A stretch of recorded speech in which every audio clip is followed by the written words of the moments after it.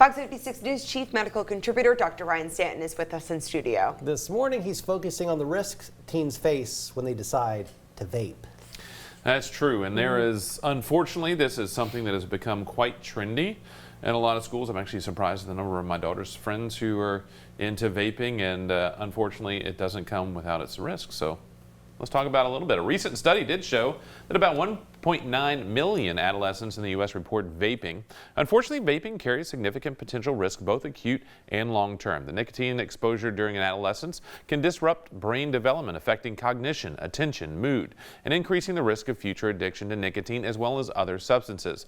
The American Academy of Pediatrics and the United States Preventive Services Task Force both highlight that e-cigarette use is associated with increased risk of subsequent combustible cigarette smoking as well as other substance use, including marijuana and alcohol.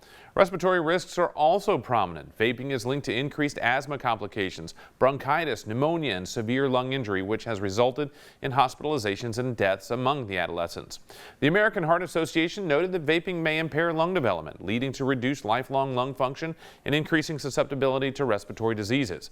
Other risks include our heart and vessel damage, which may predispose to future cardiovascular disease. If that isn't enough, just in case, there are also associations with mental health issues, including increased risk of suicidal thoughts, outcomes, and impaired sleep quality. Given these risks, major medical societies recommend strong preventive measures and policy interventions to limit adolescent access to e-cigarettes and vaping products. As well as parents, we must continue to educate our youth on the risks of these products. They are not benign.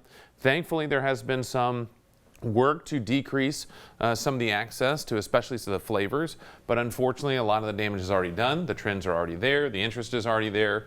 You know, thankfully some of the tobacco has backed off in some of our young people, but vaping is there as well. They need to understand the risks are there, because unfortunately with youth, the frontal lobe isn't fully developed.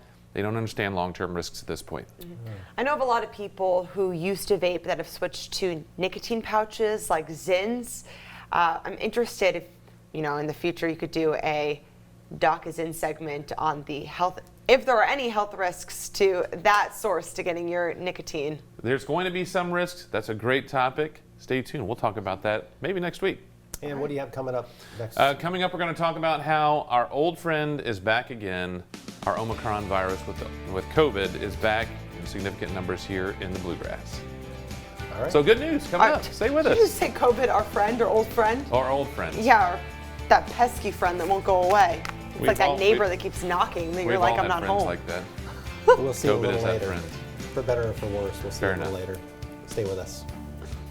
You're watching Fox 56 News. Our home, your news.